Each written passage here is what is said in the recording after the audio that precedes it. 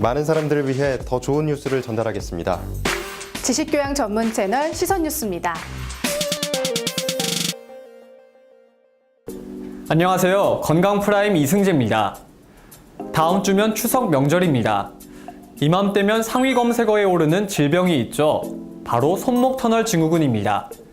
오늘 건강프라임에서는 현대인들의 손목을 괴롭히는 질병인 손목터널 증후군에 대해 알아봅니다. 우리가 흔히 말하는 손목터널 증후군은 수근관 증후군이라고 하는데요. 손목에 위치한 수근관의 압력이 높아져 이곳을 통과하는 정중신경이 눌리면서 손목이 저리거나 손의 감각이 무뎌지는 질환을 말합니다. 수근관 증후군은 본래 40대에서 60대 사이에 가장 많이 발생하며 남자보다는 여자들에게 더 많이 발병한다고 하는데요.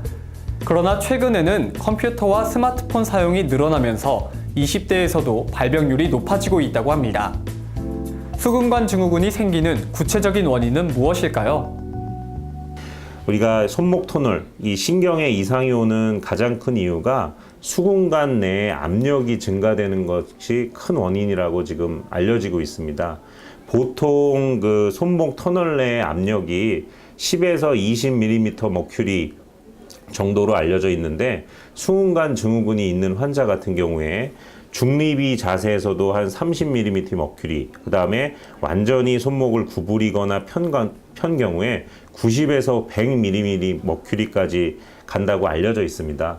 근데 사실상 그 신경에 혈류를 공급하는 혈류가 30mm 머큐리 이상이 되면은 혈류가 어느 정도 줄어들고 차단이 되는 걸로 알려져 있기 때문에 손목 내에 압력이 올라가는 게 큰 원인 중에 하나라고 알려져 있고, 그래서 이 손목이 불특정하게 꺾여 있는 자세에서 힘을 많이 주는 자세에서 일을 하거나, 또는 최근에는 이제 아까도 말씀드렸나 모르겠으나 컴퓨터 작업을 많이, 손목을 보통 키보드를 하거나 꺾고 작업하는 분들 중에서도 환자들이 증가하고 있는 추세에 있습니다.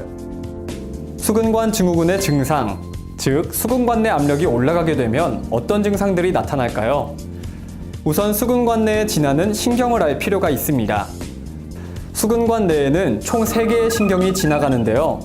이 신경들이 눌리게 되면 각각 담당하는 부위에 저림이나 감각 이상의 증세들이 나타나게 됩니다.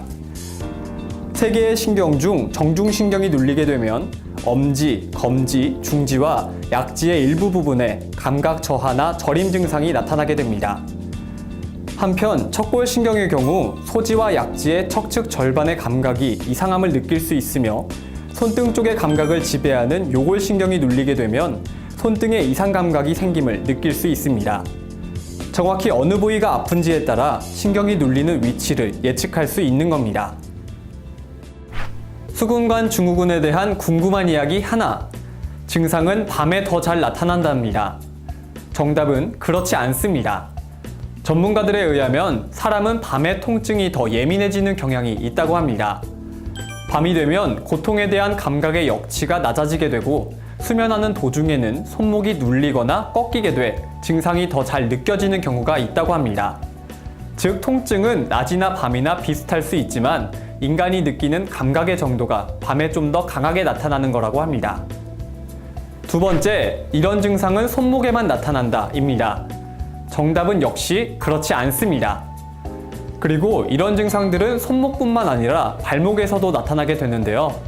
발목 뒷부분으로 발목을 지배하는 신경과 인대들이 지나가는데, 이곳에 신경들이 눌리게 되면 발바닥 쪽에 저린 증상이 나타나고 이를 족근터널 증후군이라고 합니다. 당뇨가 있는 환자나 그 다음에 갑상선 기능 저하증, 그 다음에 류마티스 관절염, 이런 질환들이 동반된 분들, 특히 그 신부전으로 해서 투석을 많이 하는 환자분들, 이런 분들에서도 발생률이 올라가고 그분들은 또 회복도 좀 더딘 걸로 되어 있습니다. 그래서 그런 환자들 같은 경우에는 증상이 있는 경우에 빠른 의사의 면담을 통해서 증상을 캐치하고 검사를 통해서 빠른 진단을 받는 게 좋을 것 같고, 그 다음에 그런 환자분들이 아니더라도 반복 작업이나 이런 손목이 꺾인 자세에서 오래 작업하는 것들이 악화 요인이 될 수 있으므로 컴퓨터 작업이나 주무실 때 혹시나 손목이 꺾인 자세에서 오래 자지는 않는지, 그런 분들에 있어서 조금 주의를 기울여야 될 것 같습니다. 업무뿐만 아니라 수면에도 방해가 되는 수근관 증후군. 어떻게 예방해야 할까요? 수근관 증후군의 예방법, 올바른 자세 유지입니다. 수근관의 압력은 손목이 꺾인 채로 오랫동안 있을 때 올라가게 됩니다. 따라서 컴퓨터 업무나 과도한 운동 등으로 인해 손목이 장기간 꺾여 있지 않도록 해야 하는데요. 업무나 운동 중간중간에 손목을 돌려주거나 풀어주는 스트레칭 등을 해주거나 일정 시간이 지나면 휴식을 취해주는 것이 예방에 도움이 됩니다. 단 통증이 너무 심하거나 오랫동안 지속될 경우에는 병원에서 치료를 받는 것이 좋은데요. 비수술적 치료로는 스테로이드를 경구 복용하거나 직접 손목에 주사해 증상을 완화시키기도 하고, 손목을 사용하지 않을 때는 움직이지 않도록 부목을 대 증상의 악화를 막기도 합니다. 하지만 이러한 방법으로도 증상이 호전되지 않을 경우에는 전문의와의 상담이 필요합니다.